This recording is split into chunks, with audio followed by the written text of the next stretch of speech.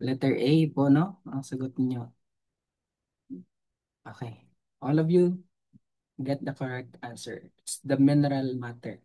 So, ito po yung composition po ng ating soil. So, actually, divided siya into two, no? The solid and the space.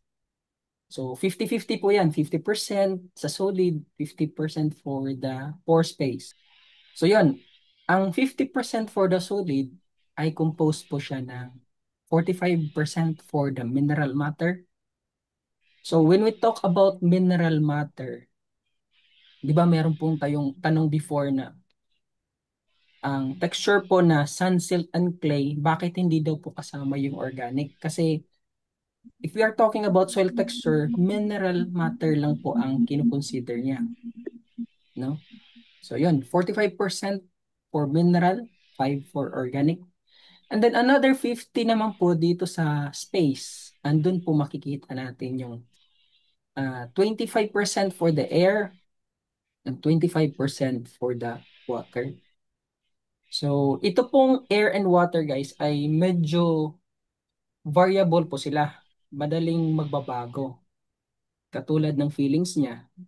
Ay, hindi. Madaling magbabago. Kasi pag umuulan, maraming water,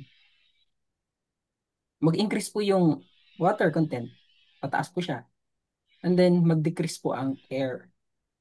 Now, kabaliktaran naman, pag walang ulan, mainit po, mag-decrease po ang water, mag-increase po ang air. Kaya variable po siya. So, yun. Pero tinatawag po ito na three-phase system. Bakit three? So, solid, isa po siya, which is composed of mineral and organic. Saan po ba yung point? And then, the liquid and the gas.